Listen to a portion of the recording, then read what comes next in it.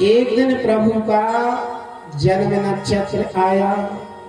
जन्म नक्षत्र समझते हो, जन्मदिन आया।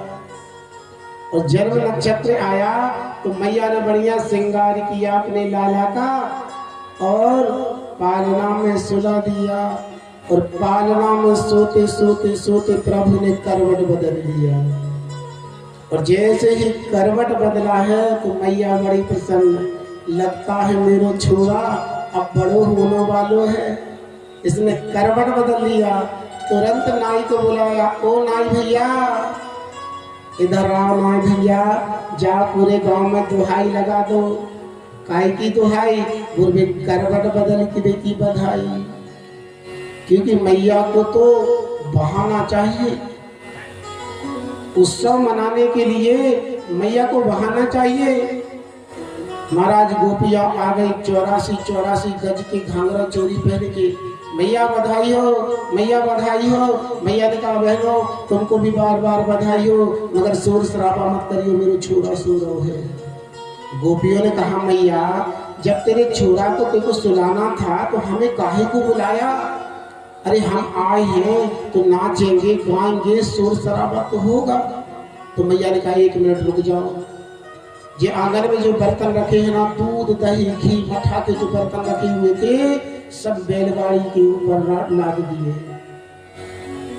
और कन्हैया जिस पालना में सो रहे थे ना, वो पालना ले जाके गाड़ी में लटका दिया। मैया ने कहा हाँ अब आंगन खाली हो गया, खूब नाचो, खूब गाओ और खूब झूमो। जो गोपियों ने नाच नाच के गा गा के झूमना प्रारंभ किया है कि सोते हुए कन्हैया की नींद खुल गई। जैसे ही कन्हैया की नींद खुली, कन्हैया ने मन में विचार किया, ओहो गीत हमारे गब रहे हैं, जाके गीत गब रहे हैं, वो गाड़ी के नीचे लटक रहे हैं।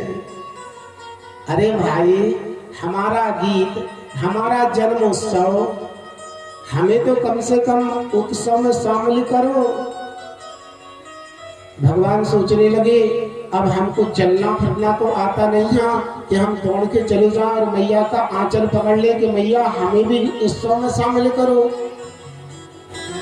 तो प्रभु सोचने लगे एक काम करते हैं, रोना प्रारंभ कर देते हैं।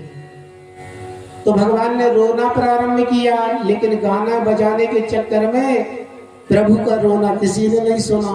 उसी समय पर कंस का भेजा हुआ एक दैत्य शक्टासुर उस गाड़ी में घात लगा के बैठ गया। प्रभु मुस्कुराए, मामा जी अच्छे मौके पे आए। महाराज जैसे ही घुमा के प्रभु ने एक लात मारी है ना, पलना गौ दूर और गाड़ी गई चकना चूर। जो तम दम की आवाज सुनी तो मैया गाना बजाना भूल गई।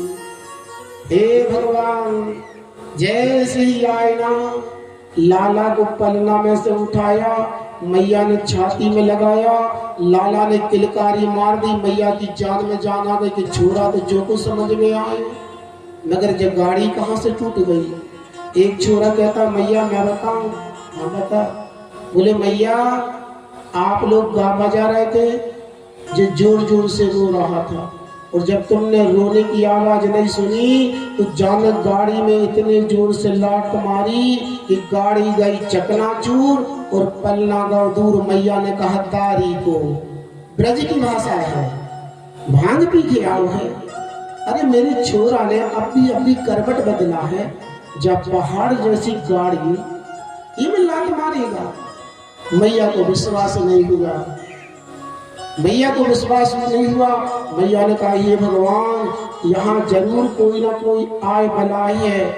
अरे महाराज न हवा आई, न तूफान आया, न अंध आया, न बेहर आया, न सांड निकला, न बेल निकला। जब घरी घरी घराई गाड़ी कैसे टूट गई। मैया को विश्वास नहीं हुआ कि कन्हैया ने लात मारी।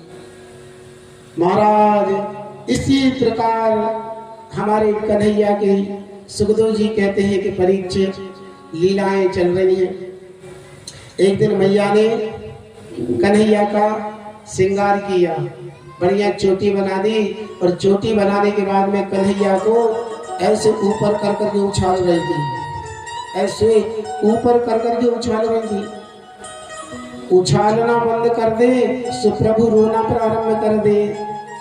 मैया ने कहा, हे भगवान, मैं इसको कब तक उछालती रहूंगी, क्योंकि माँ बाप जब अपने बच्चे को उछाल उछाल के खिलाते हैं ना, तब बहुत आनंद आता है बच्चे को। मैया कहने लगी, मेरे तो जी धक्के दुखने लगे, घुटना दुखने लगे, मैं कब तक इसको उछालती रहूंगी। सोई मैया बैठ के लाला को स्तन पान कराने लगी। और जैसे ही स्तन पान कराने लगी, उसी समय कंस का भेजा हुआ एक राक्षस और जिसका नाम था तिरणामृत, गोल गोल आंधी बन के आ गया। ये देखी तुमने, ये मटिया जैसे गोल गोल आंधी रहती है, ऐसी गोल गोल आंधी बन के आ गया। भगवान ने दूध पीते हुए तुलसी नगर से देखा, ओहो, मामा जी ने उड़न खटोला भेज दिया है। मैया उछाल उछाल के खिला रही थी, तो मैया ने उछालना बंद कर दिया। वहां से मामा जी ने उड़न खटोला की व्यवस्था कर दी। अब मैया नीचे उतार दे तो तनक हम जा उड़न खटोला पे घूम के आ जाए, लेकिन मैया के नीचे उतारना नहीं चाहे, स्तनपान करा रही है, दूध पिला रही है। तुरंत प्रभु ने अपना वजन बढ़ाया, और जैसे ही वजन बढ़ाया, मैया को लाला को गोदी में लेना मुश्किल हो गया। तुरंत मैया ने लाला को नीचे उतार दिया। भूमो निहात गोपी विस्मिता भार पीड़िता। इतने वजनदार हो गए प्रभु की मैया को गोदी में लेना मुश्किल हो गया। हे भगवान, मेरे हल्को पुल्को से छोरा अब भी इतने तो वजनदार कैसे हो गो। मैया कहने लगी, अच्छा, इतने दिन से दूध जो मैं पिला रही हूँ इसलिए छोरा वजनदार हो गया। अब बताओ, दूध पीने से छोरा वजनदार होता है क्या? है? मैया बड़ी भोली है, हमारी मैया बड़ी भोली है। तुरंत मैया ने नीचे सुला दिया। इसी ताक में तिरणामित बैठा था, धीरे से आया, प्रभु को उठाया, कंधे पे बिठाला और सीधा आकाश में ले गया। उड़ते हुए सीधा आकाश में प्रभु ही मामा जी के कंधे पे बैठे बैठे आकाश की ओर चले गए। मामा जी के कंधे पे बैठे हुए सारे मोहल्ला, सारे गली, जो ललिता को घर, जो अनुराधा को घर, जो वैशाखा को घर, जो छिपी गली, जो फलाने गली, क्यों? चोर वही होशियार जिसे गली गली का ज्ञान। क्यों? आगे चल के चोरी जो करना है। इसलिए मामा जी के कंधे पे बैठे बैठे प्रभु ने सारा नगर मोहल्ला देख लिया। और जैसे ही तिरणावत भगवान को मथुरा की ओर ले जाने लगा, उसी समय भगवान ने अपना वजन बढ़ाया। और जब वजन बढ़ाया, इसने देखा कहीं जल्दी जल्दी में मैंने नंद भवन का पत्थर तो नहीं उठा के लेके आ गया। भगवान ने कहा, कितना मूर्ख है, जिकरिया मूड़ के पत्थर में भगवान देखते हैं, और जो भगवान में पत्थर देख रहा है, चलो इसका सिर पत्थर के ऊपर पटकते हैं। तमंतरिचताम पततिम शिलाया।